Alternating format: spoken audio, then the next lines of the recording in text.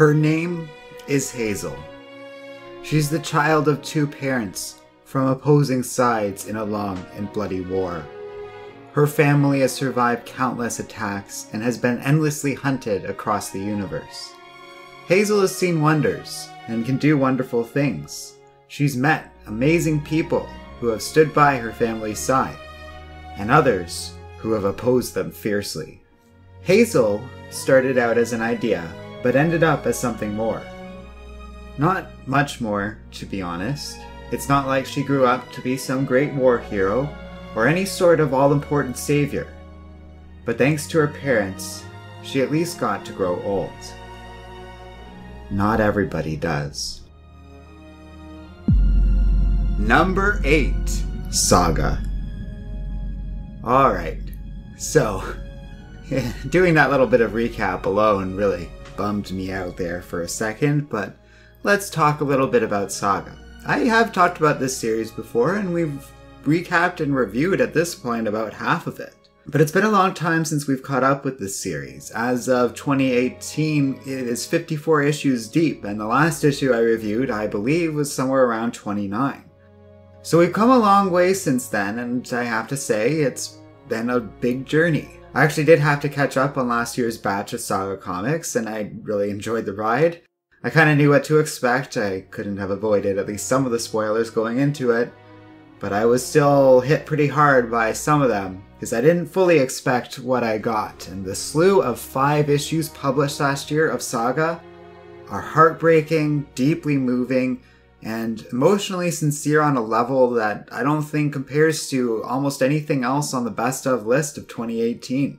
It is on here for a very specific reason that has to do with issue number 54, the latest issue of Saga, and it deserves to be here. I don't really want to give away exactly what happens and why it's so moving to so many people that so many people voted for it to be here as one of the top 10 best stories of 2018. Saga is now on hiatus, officially, according to Brian K. Vaughan, reaching a sort of intermission. They're taking a break for now to recharge their creative batteries, spend a little bit of time with their actual families, and go forward with a new energy when the series returns, whenever that happens to be. So we're really only looking at 5 issues here in a relatively long-running series at this point. I had to go back and check because I realized Saga had been running for a lot longer than I had initially thought. It's been 7 years since this series first premiered, and since then it's become one of the biggest Image titles out there. If not the biggest, now that The Walking Dead is kind of slowly creeping towards the wayside these days. And yeah, it's really moving, guys. I don't know what else to say. Everything about Saga is just kind of perfect. I love how it unflinchingly depicts nudity, not even in just sexual context, but just in general. I realize that's a little thing, or maybe something weird to like, but a lot of comics and media in general really shy away from these things, and depicting nudity without sexualizing it, or especially with male nudity, treating it as a joke is healthy, and it's nice to see in a big popular story. It gives Saga a sense of giving a complete human experience. Unlike a lot of stuff we see out of Marvel and DC, we really get a sense of everything that happens to the characters in Saga. From the private moments they have with each other in the bedroom to the public, action-y oriented things that we see in every comic. And in doing so, I feel like it gives us a really strong sense of these characters and what they're all about. So when these moving things in their life's events happen for better or worse, we, the reader, feel it in a big way. What Saga does in issue number 54 is not unusual by comic book standards. If anything, it's bog standard. It was still a sad issue. It still left me feeling sad. But more than that, after reading this issue, I felt this sort of emotional completeness I hadn't felt in a while. This feeling one might get after finishing a really nice cup of tea or something like that. A sort of warm sense of completion. When I was reviewing Mr. Miracle in the first Best Of video, I was talking about how I don't get a lot of this emotional experience out of a lot of indie comics that I get out of Mr. Miracle. That obviously doesn't apply to Saga, and I'm really happy that enough people voted for it that it ended up here. There's a lot of great indie titles that got votes in the best of list, and many didn't quite make it onto the top 10. Personally, there weren't a lot of indie comics this year that impacted me the way this one did. There were some, and they definitely deserve credit. Killer Be Killed, Gideon Falls, Black Hammer, Age of Doom.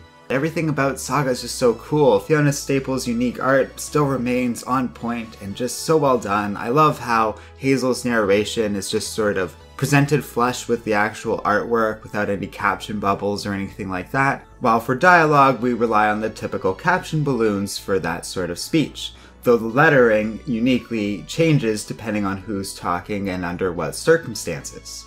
Meanwhile, the story itself covers everything from family to war to homophobia and racism, all in a very sincere and unique way that doesn't feel like it's being pedantic or telling the same sort of story that everyone else tells. Saga really goes for it, doing the big space opera thing but also getting deeply political and interesting. Brian K. Vaughan's writing is excellent because of this, and there's so many excellent quotable lines even in the 5 issues published in 2018. You can either be a writer or a pacifist, but you have to pick one, as Brian K. Vaughan outright states at one point in this story.